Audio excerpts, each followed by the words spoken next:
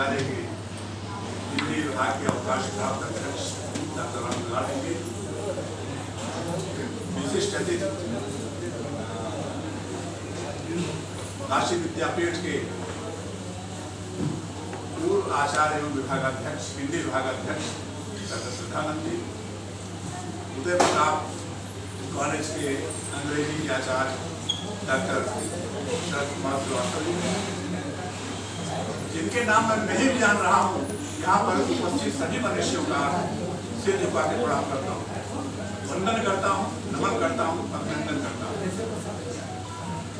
बंधुओं, बहुत सारे मंचों को साझा करते करते आज पहली बार मुझे मधुर मनोहर अति सुंदर सर्व विद्या की राजधानी में अपने शब्दार्चन करने का अवसर मिला। बहुत लंबा नहीं, सिर्फ 5 मिनट में अपनी बात खत्म करके अपना स्थान लूंगा। बहुत सारे कवि हैं, समय भी बहुत ज्यादा होगा, बहुत दूर से भी लोग आए हैं।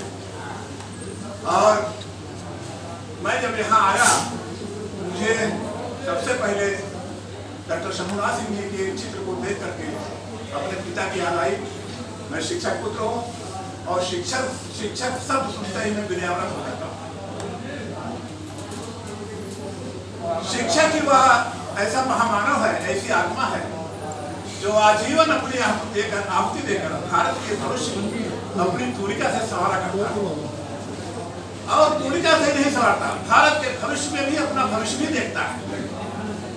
न जाने कितने IAS, IPS, technocrat, bureaucrat, engineer एक शिक्षक ही पैदा करता है।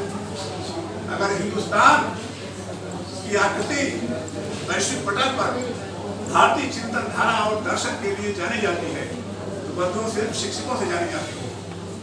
और मेरे संज्ञान में ऐसा कोई भी व्यक्तित्व नहीं है जो भारत के मानचित्र पर वैश्विक पटल पर विज्ञान, अध्यात्म और भारतीय दर्शन की लकीर खींच सके। सिर्फ शिक्षक ही ऐसा कर सकता है। मेरे बीच डॉक्टर श्रद्धानंद जी अभी अपने विचार व्यक्त किए। जब गुरु अपना वक्तव्य दे लेता है तो फिर हिम्मत नहीं पड़ती कुछ बोलने की। आजीवन जिन्होंने मेरी उत्तर पुस्तिकाओं को अपने कलम से जांचा है, उन उत्तर पुस्तिकाओं के विद्यार्थी को जब भी कुछ लिखता पढ़ता बोलता है तो हमेशा ये दिमाग में रहता है कि कलम कहाँ चलेगी, वो लाल कलम कहाँ चलेगी।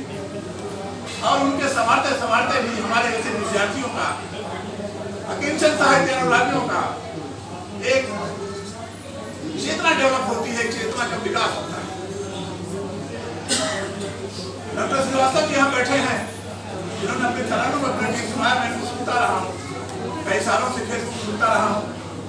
मुझे लगता है कि वो फिराज साहब और डॉक्टर रामविलास शर्मा के परंपरा के अनुशीलित विद्यार्थी जो अंग्रेजी में निष्णात और आचार्य होने के बाद हिंदी साहित्य की साधना और आराधना इस तरन्नुम से करता है कि कभी महसूस नहीं होता कि अंग्रेजी की विद्वान है कि हिंदी की विद्वान है।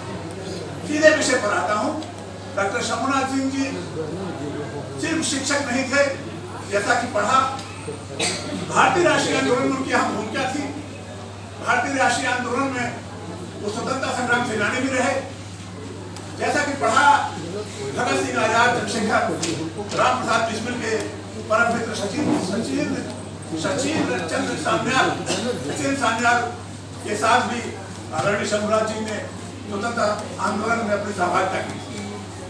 और यही नहीं, भारतीय राष्ट्रीय आंदोलन में 1942 के आंदोलन में जब गांधी जी ने करो या मरो का नारा दिया तो आपने बढ़ चढ़ कर हिस्सा लिया, चाहे रेल की पटरी फाड़ी जा रही हो, चाहे सड़क विध्वंस की जा रही हो, जो भी राष्ट्रीय शक्ति जा रही हो, अपनी पूरी कुर्बानी के साथ इसकी बिना चिंता की कि मेरा भविष्य क्या होगा।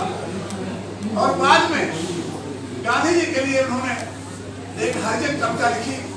जैसा कि पढ़ा, मैं पढ़ते आ रहा था रास्ते में, उस हरिजन कविता को पहुंचाने के लिए उन्होंने गांधी जी के पास प्रयास किया तो पटेल जी वहां बैठे हुए थे, उन्होंने रोका। उन्होंने कहा कि मैं पहुंचा दूंगा। आदरणीय सिंह साहब का क्रांतिकारी, चेतना क्रांतिकारी व्यक्तित्व वहां प्रस्तुत होता है।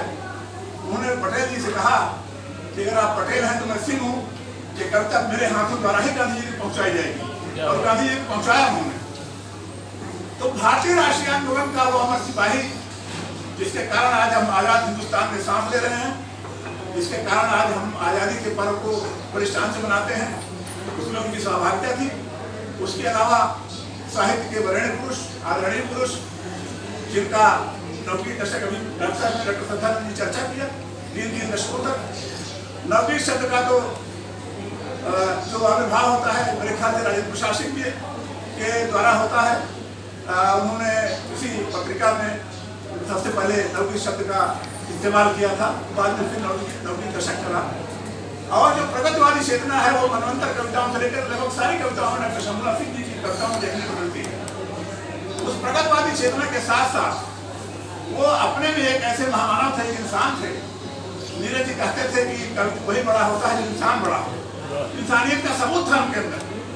वो प्रेम तत्व था जिसके लिए पूरा भारतीय दर्शन जाना जाता है, जिस प्रेम के पीछे पूरे भारतीय दर्शन की, भारतीय वाङ्मय की पूरी गाथा लिखी गई।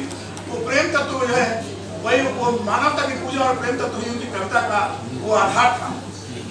ढेर सारा में कह करके समय की शिला पर जो उनकी तो सिग्नेचर पोएम है, हस्ताक्षर पोएम है, इसके लिए वो युग युगों तक जाने जाएंगे। उस समय की शिला पर अपने हस्ताक्षर करने वाले इस अमर साहित्यकार, अमर रचनाकार, जिनके हस्ताक्षर का प्रत्येक हर्फ युग युगांतर तक अमर रहेगा और उस हर्फ पर हम जैसे साहित्य अनुरागी अपना शब्दार्चन, पुष्पार्चन करते रहेंगे। इन्हीं शब्दों के साथ पुनः आप सभी बचे हुए मनुष्यों की